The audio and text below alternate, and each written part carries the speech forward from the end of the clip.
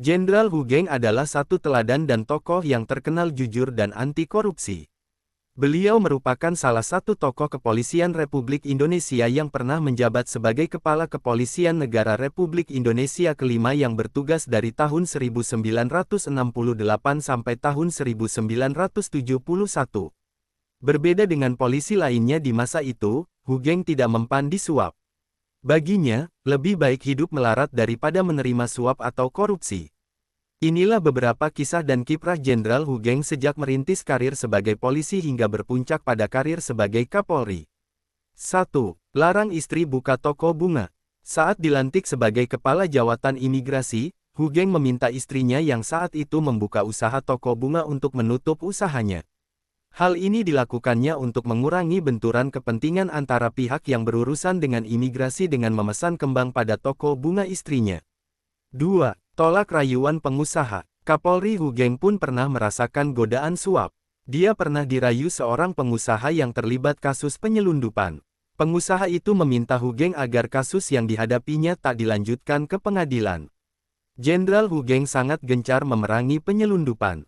Dia tidak peduli siapa backing penyelundup tersebut, semua pasti disikatnya. Pengusaha tersebut berusaha mengajak damai Hu Geng. Berbagai hadiah mewah dikirim ke alamat Hu Geng. Tentu saja Hu Geng menolak mentah-mentah. Hadiah ini langsung dikembalikan oleh Hu Geng. 3. Mengatur lalu lintas di perempatan. Teladan Jenderal Hu Geng bukan hanya soal kejujuran dan anti korupsi. Hu Geng juga sangat peduli pada masyarakat dan anak buahnya.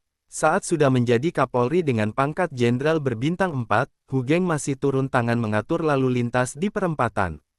Hu Geng berpendapat seorang polisi adalah pelayan masyarakat. Dari mulai pangkat terendah sampai tertinggi, tugasnya adalah mengayomi masyarakat. 4. Berantas semua backing kejahatan. Pada saat mendapat perintah pindah tugas ke Sumatera Utara 1955, Hu Geng mendapat tugas berat untuk memberantas penyelundupan dan perjudian di daerah tersebut. Ironisnya, baru saja Hu Geng mendarat di Pelabuhan Belawan, utusan seorang bandar judi sudah mendekatinya. Utusan itu menyampaikan selamat datang untuk Hu Geng. Tak lupa, dia juga mengatakan sudah ada mobil dan rumah untuk Hu Geng sebagai hadiah dari para pengusaha. Hu Geng menolak dengan halus. Dia memilih tinggal di Hotel Debur menunggu sampai rumah dinasnya tersedia.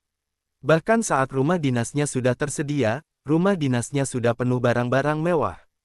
Mulai dari kulkas, piano, tab hingga sofa mahal. Ternyata barang itu lagi-lagi hadiah dari para bandar judi. Apa tindakan Hu Geng? Dia memerintahkan anak buahnya dan para kuli angkut mengeluarkan barang-barang itu dari rumahnya. Diletakkan begitu saja di depan rumah. Bagi Hu Geng itu lebih baik daripada melanggar sumpah jabatan dan sumpah sebagai polisi Republik Indonesia. 5. Selalu berpesan polisi jangan sampai dibeli. Hu Geng telah membuktikan dirinya memang tidak bisa dibeli. Sejak menjadi perwira polisi di Sumatera Utara, Hu Geng terkenal karena keberanian dan kejujurannya. Dia tak sudi menerima suap sepeser pun. Barang-barang hadiah pemberian penjudi dilemparkannya keluar rumah. Kata-kata mutiara yang terkenal dari Hu Geng adalah, baik menjadi orang penting, tapi lebih penting menjadi orang baik. Bagaimana pendapat Anda? Silahkan isi pada kolom komentar. Jangan lupa subscribe, like dan share ya. Terima kasih.